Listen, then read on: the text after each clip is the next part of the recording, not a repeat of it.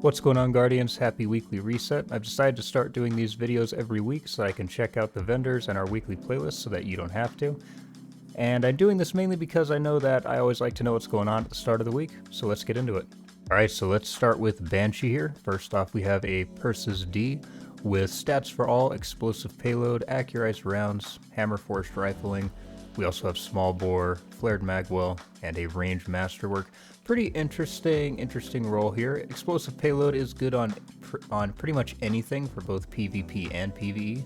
Stats for all, not a bad PvE perk, but definitely not ideal for PvP. And accurized rounds, hammer forged rifling. You could go small bore if you want to bump that stability up. And we do have a ranged masterwork here, which, man, this crazy range on this weapon here. So not a bad role as a whole. I don't think it would necessarily be my first choice, but a pretty interesting one if you maybe want to give this thing a try. I don't think it's necessarily bad.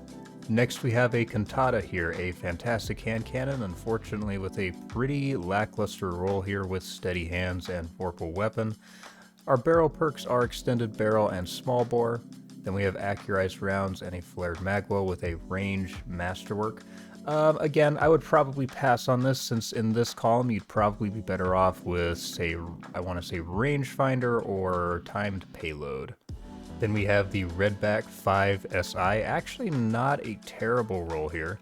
We have full bore and polygonal rifling for our barrel perks, accurized rounds and tactical mag for our magazine perks, perpetual motion and vorpal weapon. Pretty interesting role. Again, probably not my first choice, but also not terrible.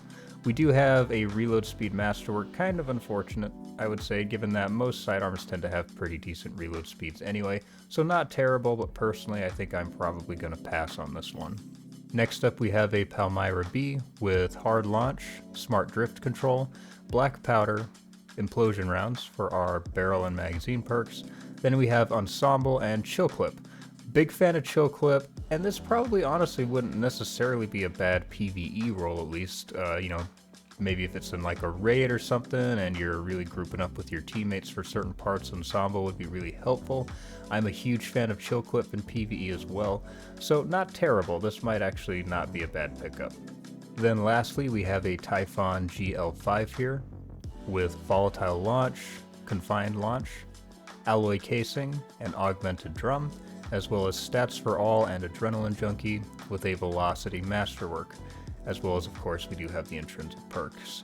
However, grenade launchers, pretty bad right now, I would say, just in general, both in PvP and PvE, so you might want to, maybe look at picking this up for the future, but outside of that, I would say probably pass on this one. Next up at 801 over here, we do actually have some pretty good mods today. We have the Linear Fusion Rifle Reserves mods, very helpful, especially given how strong Linear Fusion Rifles are in a lot of our raids and endgame content these days. We do also have sidearm targeting, as well as cellular suppression, which would be not terrible for a Warmind cell build, as well as glaive dexterity. For armor, we have the Prodigal set for Hunter, with some pretty lackluster stats as a whole.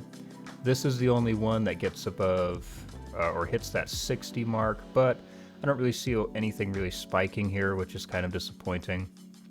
But if you don't have the set, it might be worth picking up for Transmog. Let's take a look at how the armor looks on Titan. Alright, on our Titan here, again, it is the Prodigal set. Most of these are also, in fact, looks like all of them are below that 60 mark. However, we do have some armor here with some decent spikes in resilience. So if you're a new light, just someone new to the game, these might be worth picking up, just because resilience is kind of the meta inside of PvE right now, and it's especially good on Titans. So if you're new to the game, these might be worth snagging, but outside of that, probably not worth it. Let's check and see what we have on our Warlocks. Then lastly, on our Warlocks here, once again, Prodigal set, we do have some pretty disappointing rolls here, with not one of them quite reaching that 60 mark. But again, these mods are all really good. If you don't have any of these, I would definitely recommend picking them up. Even if it's something that might not be particularly to your taste, I will always recommend people pick up mods they don't have because you never know when they might be strong in the future. And even though our armor is pretty disappointing for our characters this week, if you like the look of any of it, you can always just pick it up for transmog. Now let's take a look at our playlist activities. Now as far as our playlist activities go this week, the Nightfall this week is the Devil's Lair. The Nightfall weapon is the Silicon Aroma Sniper Rifle, so you can always snag that if you don't have it. And our Crucible activity this week is Mayhem. The raid in rotation this week is also the Last Wish, so if you don't have 1,000 voices yet, then this is probably a good time to farm, which might be something I might actually be doing this week. Our legendary Lost Sector today is Perdition, and it looks like today it's giving away some exotic arms.